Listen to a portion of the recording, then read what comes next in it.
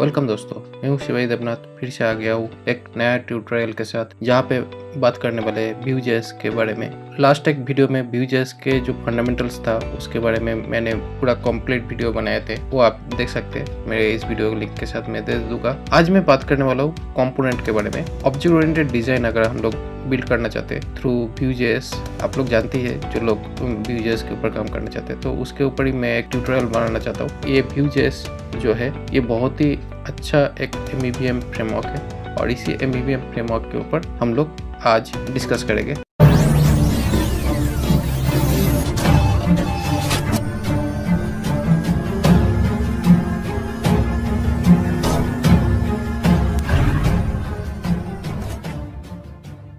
Vue.js component यहाँ पे object oriented designing यहाँ पे सीखेंगे, जिसमें अलग अलग कंपोनेंट बिल्ड करके उस कंपोनेंट को हम लोग अपने Vue.js के अंदर काम करेंगे। तो ये है Vue.js का डॉक्यूमेंटेशन सेक्शन, यहाँ पे जाके देख सकते हैं पूरा कंपोनेंट का डिटेल्स। इसका मैं स्टेप बाय स्टेप सारे डिटेल्स में बात करूंगा। इसको सीखने के लिए मेरे पूरा वीडियो आखिर तक देखिए, जहाँ पे मैं कंपोनेंट के बारे में पूरा चीज बताऊंगा। Vue.js का कंपोनेंट किस तरह है, कैसे काम करता है और इसका यूजेस किस तरह किया जाता है, वो भी मैं डिटेल्स बात करूंगा। ठीक है, तो चलते हैं कोडिंग में। तो पहले ही एक फोल्डर मैंने क्रिएट कर लिया, जहाँ पे मेरा बेसिक एक HTML पेज लिया और vue.mean.js बोलकर मैंने एक Vue.js का लाइब्रेरी फाइल यहाँ पे ले लिया। तो ये फाइल कहाँ से आपको मिलेगा, फिर से मैं एक बार दिखा देता हूँ। तो आपको जाना है पहले इंस्टॉलेशंस पे जाने के बाद आपको यहाँ पे प्रोडक्शन वर्जन ये वाला बटन दिखेगा, इसको क्लिक करके आपको डाउनलोड कर लेना है। चाहे तो आप सीरियल लिंक भी यूज कर सकते हैं, तो ये सीरियल लिंक आपको मिलता है। तो मैंने प्रोडक्शन वर्जन जो फाइल है वो मैंने ले लिया। तो लेके मैं इसको लोकली में सेट कर लिया। अभी मैं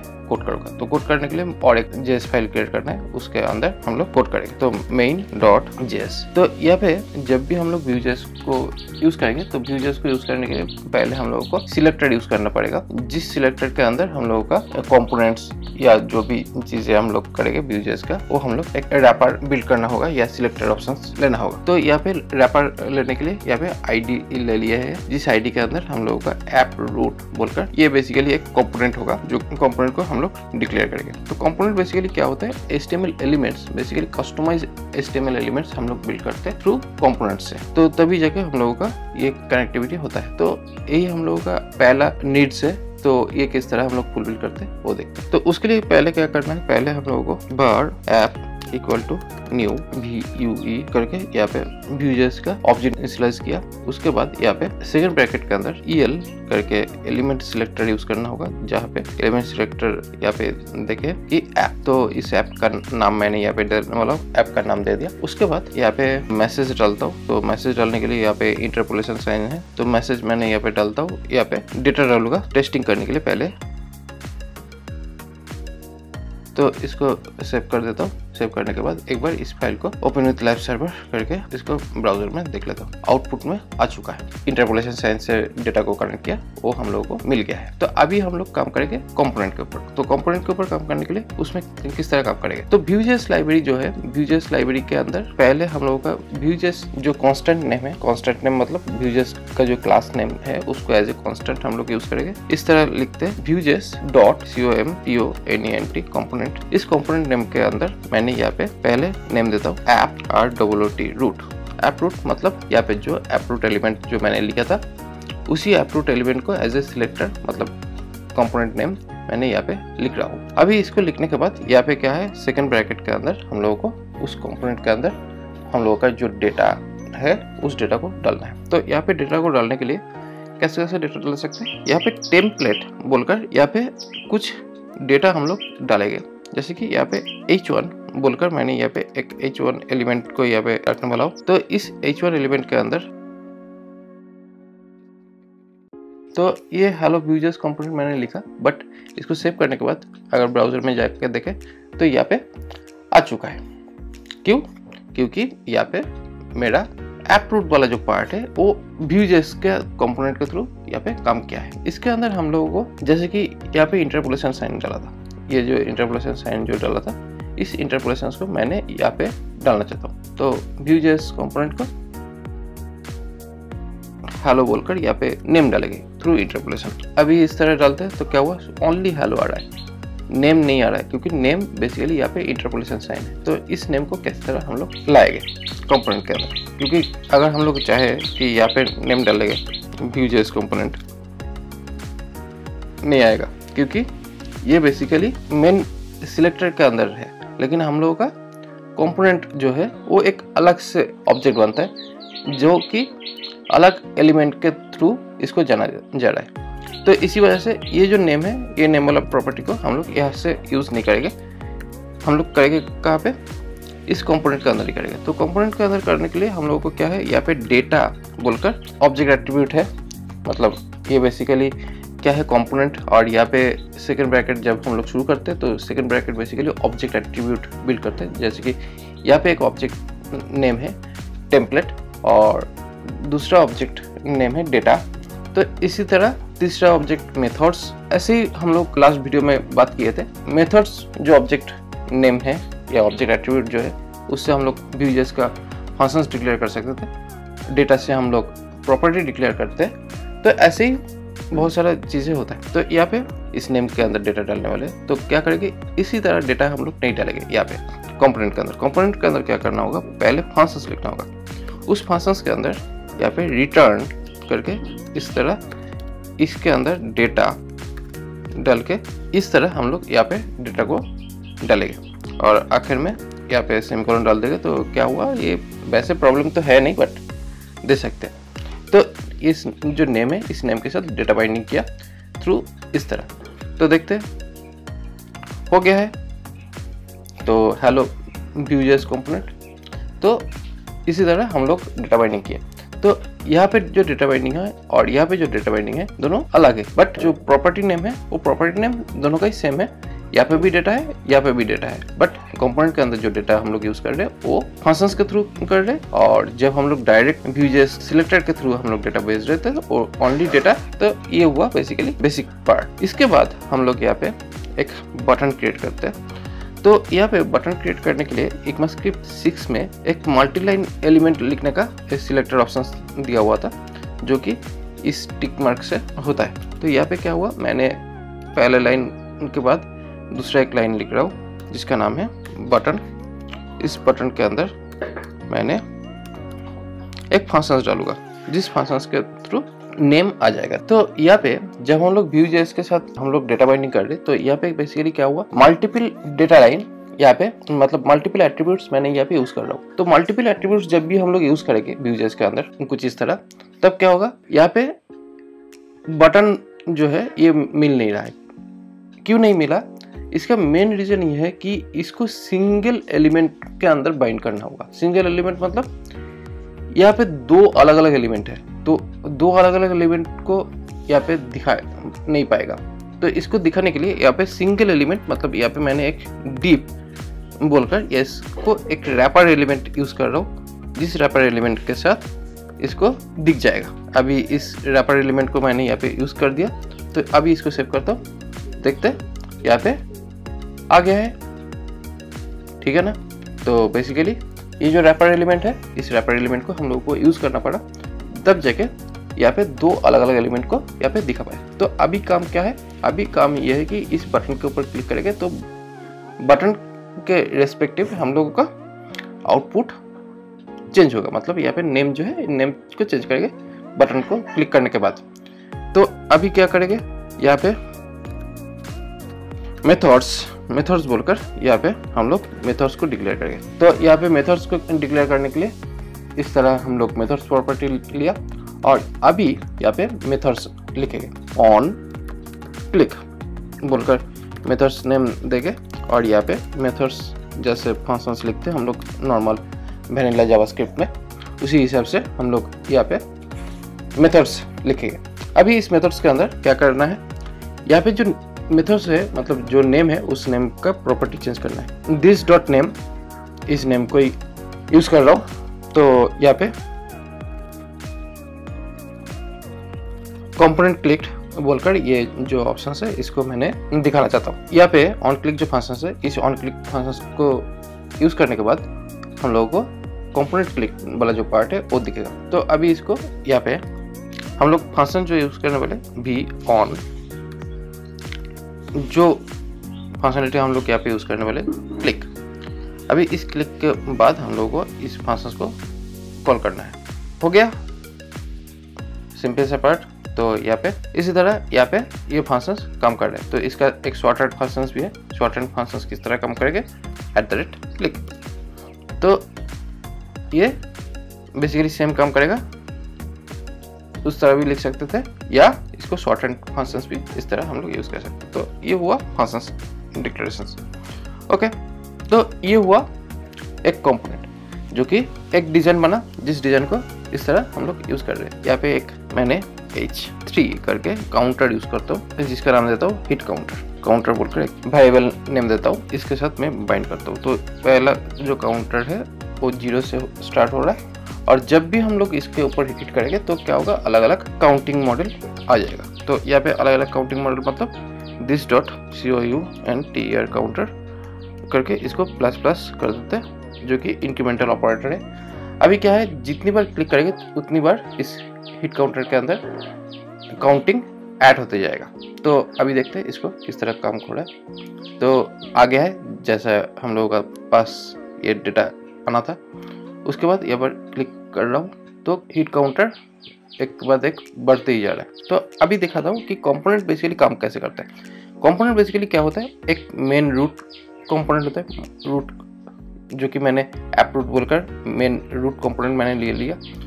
तो ये एक कंपोनेंट है, उसके अंदर 3 पार्ट है, एक हेडर कंपोनेंट है, एक लेफ्ट साइड कंपोनेंट है और एक राइट साइड कंपोनेंट है। तो मान लेते हैं कि ये तीनों पार्ट है, इस तीनों कंपोनेंट का पार्ट। उसके बाद यहाँ पे 2 सब कंपोनेंट है और यहाँ पे 3 सब कंपोनेंट है। तो कुछ इस तरह यहाँ पे कंपोनेंट का जो स्ट्रक्चर है इस तरह यहाँ पे दिखाया गया। ये है कंपोनेंट डिस्ट्रीब्यूशन, जो कि ऑब्जेक्ट ओरिएंटेड डिजाइन के लिए हम लोग काम करेंगे। तो देखते हैं कोडिंग में किस तरह होगा। तो यहाँ पे बेसिकली क्या है, ये जो 2 पार्ट है मतलब हिट काउंटर और बटन, इसको हम लोग अलग करेंगे। तो इसके लिए दूसरा एक कंपोनेंट को क्रिएट करते हैं। तो यहाँ पे दूसरा कंपोनेंट को क्रिएट करने के लिए इस कंपोनेंट को भी नाम देता हूँ हिट काउंटर। फिर से यहाँ पे मैं टेम्पलेट यूज करता हूँ। टेम्पलेट यूज करने के बाद यहाँ पे इस हिट काउंटर के अंदर में जो डेटा है उसको डालने वाले हैं। और यहाँ पे क्या है, मल्टीपल एलिमेंट्स जाएगा। तो मल्टीपल एलिमेंट्स जब भी जाएगा तो क्या होगा, इसको रैपिंग करना होगा। तो रैपिंग करने के लिए क्या करना है, रैपिंग करने के लिए पहले ही हम लोगों को रैपिंग एलिमेंट डालना है। जैसे कि मैंने यहाँ पे डीप बोलकर ये रैपिंग एलिमेंट डाल रहा हूँ, और इस रैपिंग एलिमेंट के बाद मैंने इसको यहाँ से काट करके यहाँ पे डाल रहा हूँ। यहाँ पे डालने के बाद अभी इसको सेव कर देता हूँ। यहाँ पे देखता हूँ हेलो जेएस कंपोनेंट। यहाँ पे जो हिट काउंटर वाला जो पार्ट है, उस हिट काउंटर को मैंने इस जगह पे यूज करने वाले। तो इस जगह पे यूज जब करेंगे तब यहाँ पे भी मल्टीपल एलिमेंट्स आ जाएगा। तो यहाँ पे भी मुझे ये रैपिंग रखना पड़ेगा। तो यहाँ पे मैंने इस रैपिंग एलिमेंट को यहाँ पे डाल दिया, और इस रैपिंग एलिमेंट के अंदर मैंने यहाँ पे डेटा को डाल के उसके बाद यहाँ पे हिट काउंटर बोलकर मैंने यहाँ पे ये जो अलग दूसरा कंपोनेंट को मेन ऐप रूट कंपोनेंट के अंदर घुसा दिया। मतलब ये मेन कंपोनेंट है और उसका चाइल्ड कंपोनेंट हिट काउंटर होगा। तो अभी देखते हैं क्या दिखता है। यहाँ पे हिट काउंटर बोले जो पार्ट है ये आया नहीं है। देखते हैं क्या प्रॉब्लम है। यहाँ पे प्रॉब्लम यह है कि counter is not defined. Basically क्या हुआ, यहाँ पे जो काउंटर है इस काउंटर को यहाँ पे डिफाइन नहीं किया गया है, जो कि बेसिकली यहाँ पे डिक्लेयर किया था बट यहाँ पे नहीं डिक्लेयर किया है। तो इसी वजह से ये कंपोनेंट पूरा नहीं होने की वजह से कंपोनेंट दिखा नहीं। तो अभी इसको दिखा देते हैं। यहाँ पे आ गया है बट यहाँ पे मेथड नॉट डिफाइंड।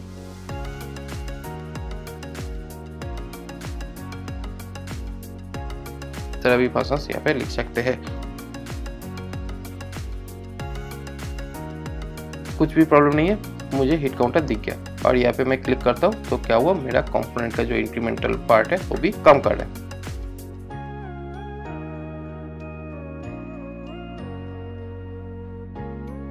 मतलब ये तीनों अलग अलग कंपोनेंट हो गया है, तीनों अलग अलग इंडिविजुअली उसमें हिट काउंट बढ़ रहा है। तो यही है कंपोनेंट रिड्यूसिबल प्रोसेस।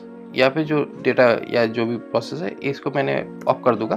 तो मैंने अभी ऑफ कर देता हूँ। और यहाँ पे जो पार्ट है इस पार्ट को हेडर वाला पार्ट बोलकर मानता हूँ, जहाँ पे इस नेम को डालने वाला हूँ। किस तरह इसका काम करेगा वो देखते हैं।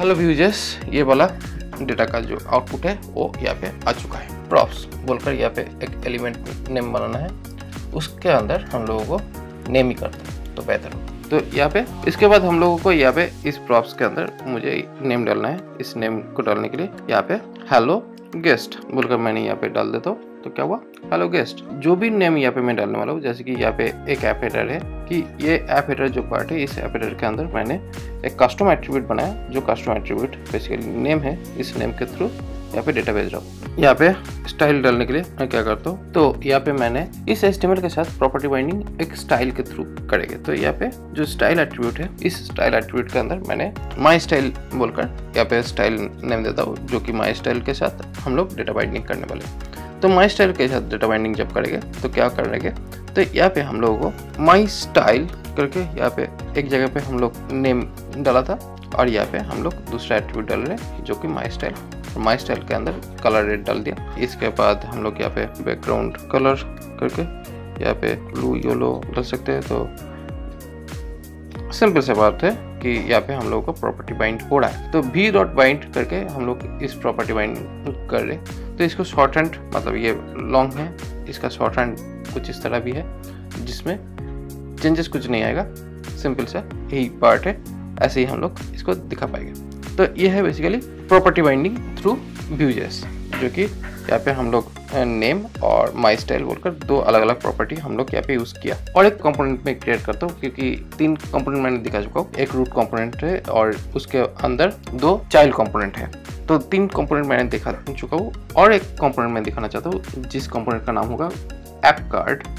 जिस ऐप कार्ड के अंदर क्या होगा, हेडर जाएगा, जो कि एज ए हेडर नेम हम लोग डालेंगे, और उसके अंदर हम लोग उसका कंटेंट डालेंगे। बट उस कंटेंट में जाएगा क्या, उसमें हम लोग डायरेक्ट HTML एलिमेंट ही डालेंगे। तो किस तरह काम करना है उसका मैं एक सैंपल यहाँ पे दिखा देता हूँ। पहले यहाँ पे ऐप CARD कार्ड बोलकर मैंने यहाँ पे एक ऐप कार्ड डाल रहा हूँ। इस ऐप कार्ड के अंदर टाइटल दिया माई सैम्पल कार्ड, और यहाँ पे क्या करता हूँ, H3 this is the sample header, और उसके बाद पैराग्राफ में this is my content paragraph यहाँ पे मैं डाल रहा हूँ। इस तरह मैं एक ऐप कार्ड बनाने वाला हूँ।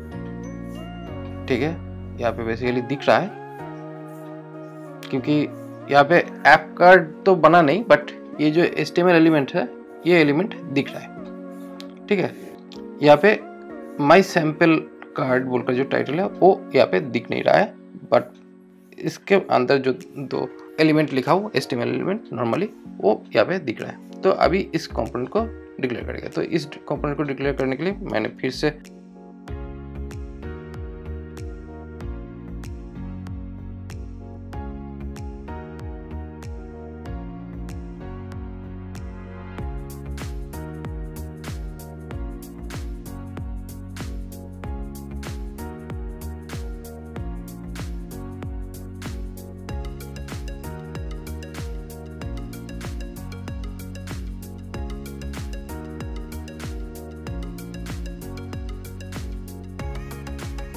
अभी दिखता है। तो क्या हुआ, माई सैम्पल कार्ड दिख रहा है, बट प्रॉब्लम क्या हुआ, माई सैम्पल कार्ड तो दिख रहा है टाइटल वाला पार्ट, बट ये दो जो पार्ट है, ये 2 पार्ट नहीं दिख रहा है यहाँ पे। क्यों नहीं दिख रहा है, क्योंकि यहाँ पे चाइल्ड कंपोनेंट, मतलब चाइल्ड डेटा यहाँ पे दिख नहीं रहा है। तो इस चाइल्ड डेटा को दिखाने के लिए यहाँ पे एक एलिमेंट नेम यूज करना होगा, जिसका नाम होगा स्लॉट। इसको यूज करना होगा, तब जाके क्या हुआ, ये जो एलिमेंट्स था, ये एलिमेंट्स भी यहाँ पे दिख रहा है। ठीक है, काफ़ी आसान है, काफ़ी सिंपल है, सिर्फ प्रोसेस समझना है, और प्रोसेस अगर समझ जाए तो बहुत ही ज़्यादा इजी हो जाता है। तो यहाँ पे मैं 4 अलग अलग कंपोनेंट के बारे में मैं बात कर दिया। यहाँ पे ऐप रूट, उसके बाद हिट काउंटर, उसके बाद ऐप हेडर, और उसके बाद ऐप कार्ड, जहाँ पे लगभग पूरा कंपोनेंट का डिटेल्स मैंने यहाँ पे बात कर चुका हूँ।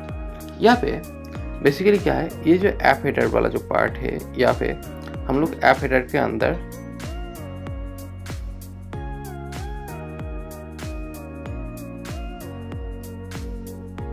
मैं यहाँ पे टाइटल बोलकर एक नेम रखता हूँ। बेसिकली क्या है, यहाँ पे मैं बाय डिफॉल्ट एक ऐप हेडर नेम मैंने रखना चाहता हूँ। तो यहाँ पे क्या होगा, यहाँ पे दिस डॉट नेम अगर नहीं आया तो क्या होगा, यहाँ पे व्यू जेस बोलकर यहाँ पे एक डिफ़ॉल्ट नेम दिखा देगा। मतलब क्या है, यहाँ पे ये जो कार्ड हेडर जो है, इस ऐप हेडर जो है, इस ऐप हेडर के अंदर अगर हम लोग कुछ नेम अगर नहीं डाले तो क्या होगा, डिफ़ॉल्ट नेम Vue.js आ जाएगा, हेलो Vue.js। ठीक है, दिख रहा है। और हेलो गेस्ट 1, हेलो गेस्ट 2, अलग अलग दो भी एलिमेंट दिख रहा है। मतलब क्या है, ये बेसिकली डिफ़ॉल्ट डेटा बाइंडिंग करने के लिए इस तरह यूज़ कर रहे हैं। मतलब बेसिकली क्या है, यहाँ पे अगर हम लोगों को डेटा अगर मिले तो इसको इस तरह दिखाएगा, और अगर डेटा नहीं मिले तो हम लोगों को डिफ़ॉल्ट जो वैल्यू होगा वो दिखा देगा। तो यही रहा पूरा कंपोनेंट्स का डिटेल्स, जो मैंने लगभग कोशिश किया कि Vue.js का कंपोनेंट पूरी अच्छी तरह से क्लियर करने का। तो अगर आपको इस वीडियो लेक्चर अच्छा लगता है तो इस वीडियो को लाइक करिए, शेयर करिए आप लोगों के दोस्तों के साथ। मेरा चैनल जरूर सब्सक्राइब करिए, क्योंकि इसी तरह मैंने बहुत ही इंफॉर्मेटिव वीडियोस के साथ मैं आने वाला हूँ। और मिलते हैं नेक्स्ट वीडियो में ऐसे ही कुछ इंफॉर्मेटिव टॉपिक के साथ।